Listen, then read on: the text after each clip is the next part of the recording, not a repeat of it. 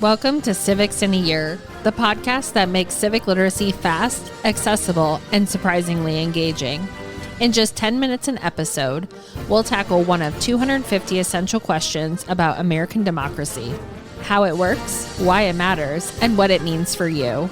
Whether you're a student, a teacher, or just someone who wants to better understand your country and your rights, you're in the right place. Civics in a Year is powered by the Civic Literacy Curriculum from the Center for American Civics and is produced in partnership with the School of Civic and Economic Thought and Leadership at Arizona State University.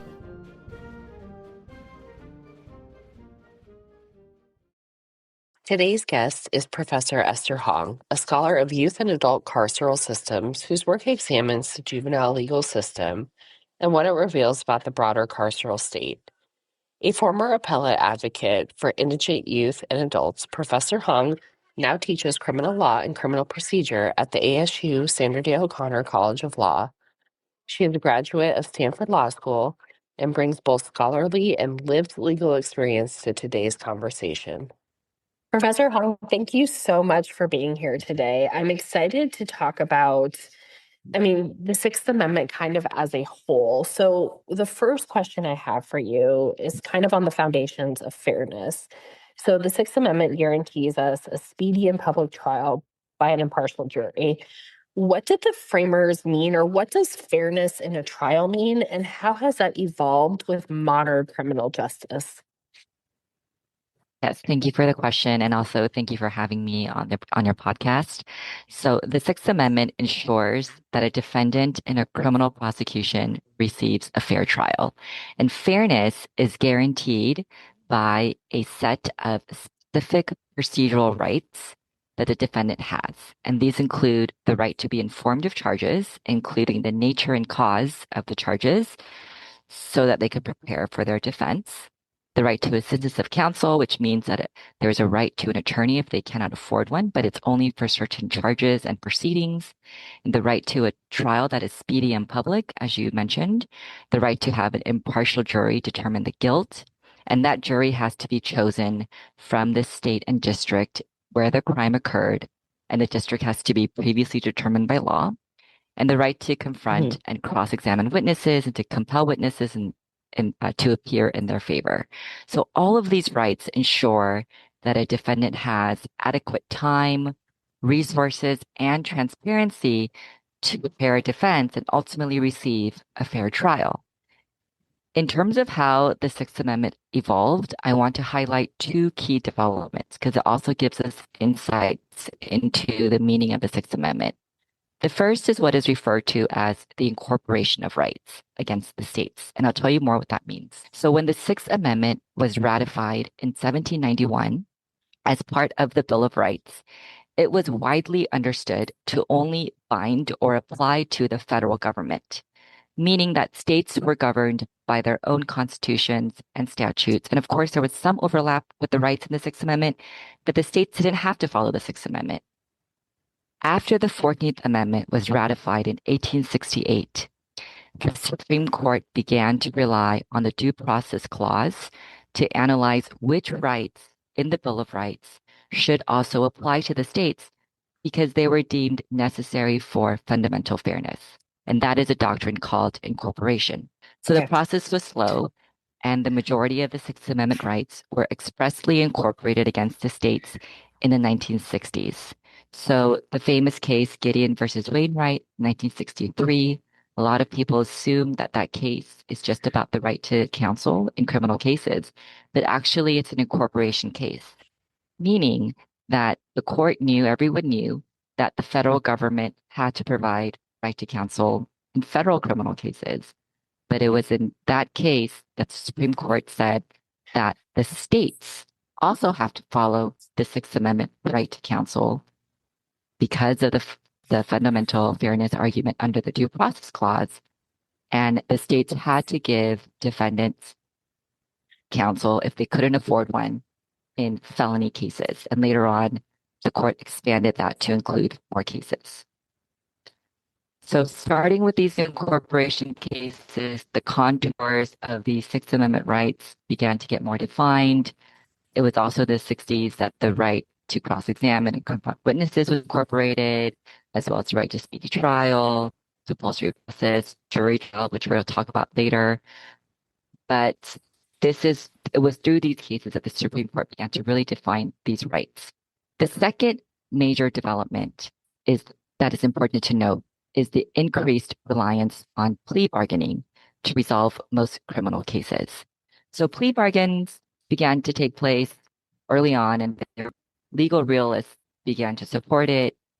And 1950s and 1960s, they began to become much more accepted in the academy and in court. They really took off in the 60s and 70s when criminal cases surged. Over 90% of criminal convictions result from guilty pleas, meaning the prosecutor and the defendant negotiate charges and sentencing recommendations in exchange for the defendant waiving trial and formal entering a plea that results in a guilty conviction.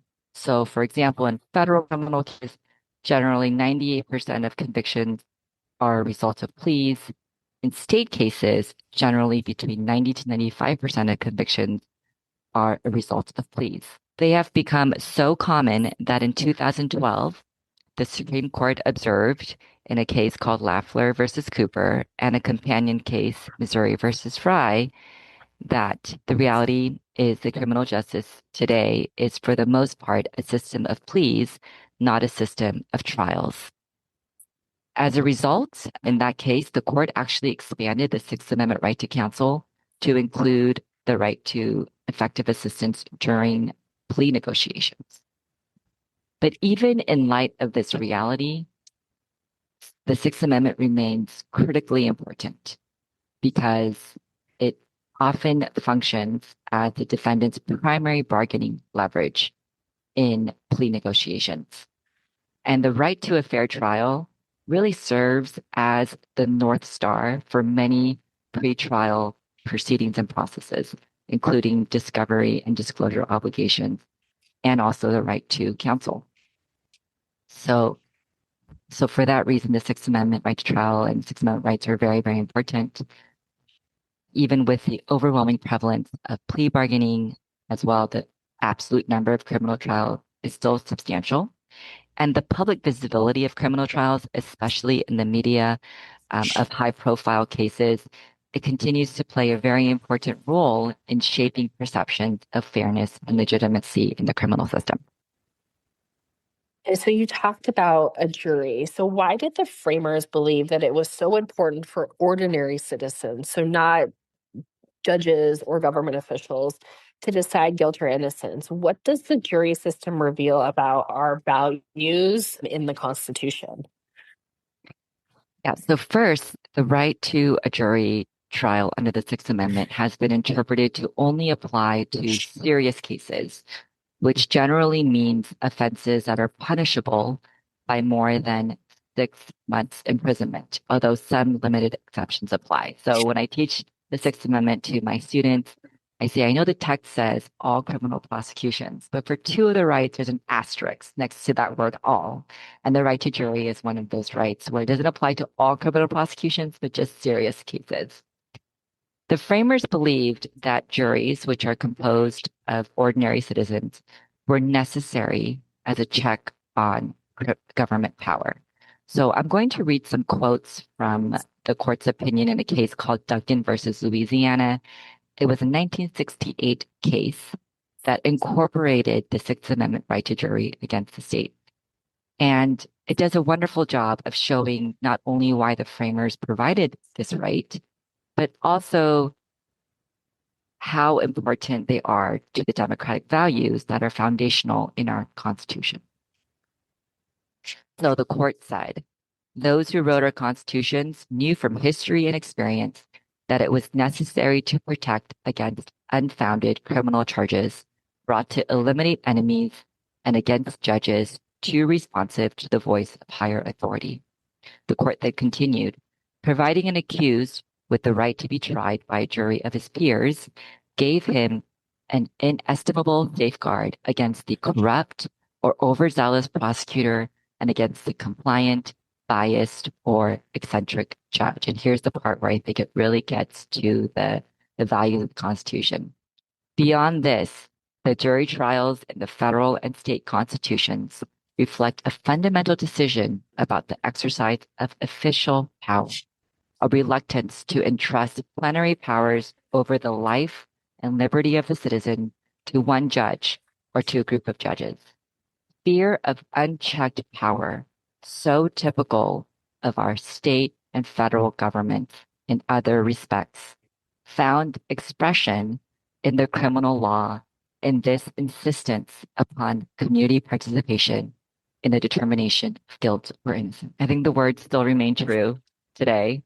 It's not only the actual criminal prosecutions, but the fear of them that represent really the height of government power because it has the power to take away someone's life, liberty, and pursuit of happiness in a quote, legitimate and lawful way. So it was the framers' design to really ensure that people, everyday citizens, would have protection against that. And that allows them to really participate in our democracy. It's fun sometimes because I think when we talk about, especially in America 250, we're talking about the Declaration. I think sometimes people are like, oh, that was in the 1700s, whatever, but it really does tie into the Constitution, to kind of how we live every day. And I mean, that quote was just so good. And you're right, when we're talking about taking away somebody's life, liberty, and pursuit of happiness, it can't just be, you know, there needs to be a process. There needs to be more to it. Right. So part of the Sixth Amendment is your ability to face your accuser. So why are these rights so vital to justice? And how do they shape what we think of a fair trial today? Yeah, great question. The Sixth Amendment rights to confront and cross-examine adverse witnesses and to compel favorable witnesses to appear, they're very central to justice and to our understanding of a fair trial.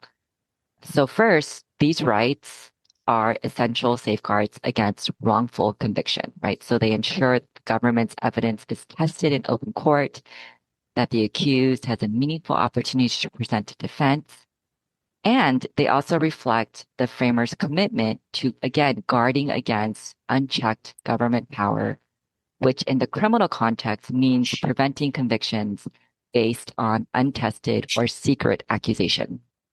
So in 2004, the Supreme Court issued a decision called Crawford versus Washington, and it fundamentally reshaped the Confrontation Clause doctrine.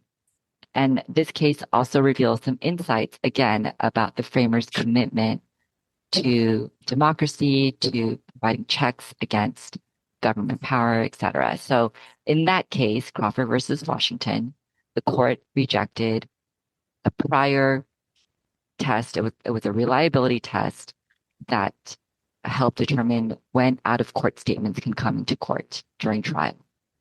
And the court here said that testimonial statements made by a witness outside of court can only be admitted in trial if the witness actually appears and therefore can be confronted and cross-examined.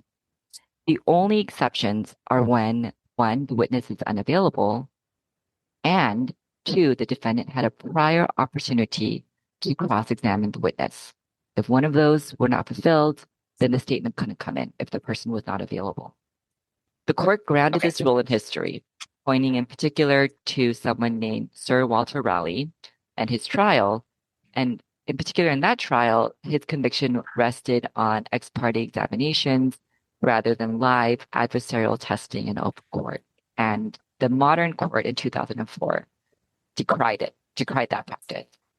So therefore, in Crawford and its subsequent cases, the court reaffirmed that the rights of confrontation and cross-examination are fundamental to preserving fairness in criminal trials, and again, to maintain a meaningful check on government power.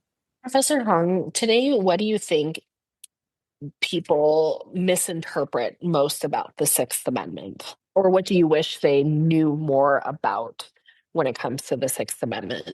Because I like that you brought up, these like public trials, because you turn on the news and they're talking about the Reiners, right, and his son, and how the judge said that we're not going to show him on TV. And I think that even me, I'm thinking about the O.J. Simpson case. I think a lot of people see like those big things, or they watch like legal shows and think that this is how the system works, but it's not. It's not like glamorous and dramatic, if you will.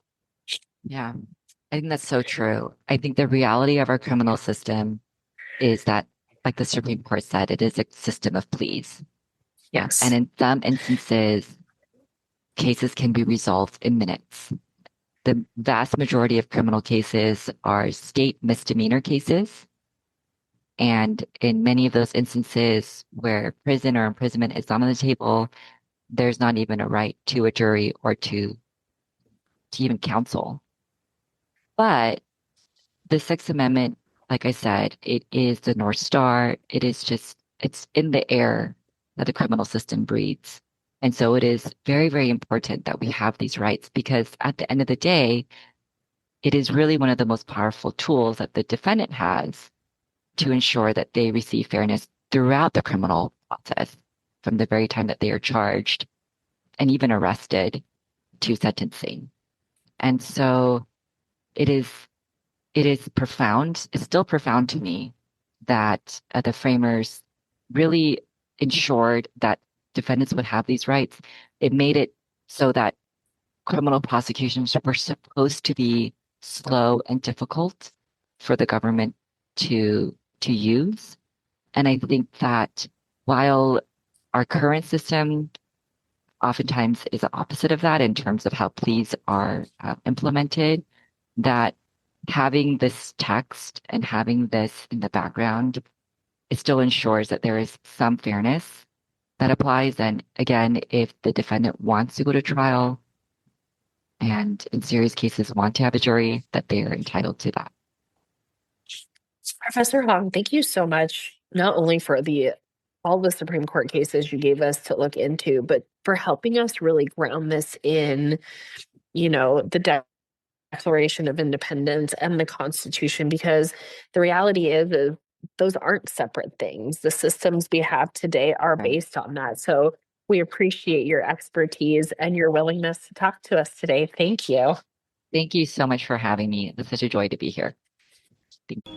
Thanks for joining us on another episode of Civics in a Year.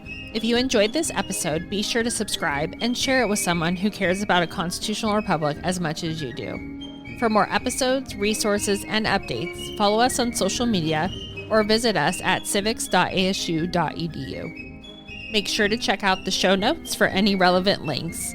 Special thanks to the United States Marine Band for their performance of the Stars and Stripes Forever.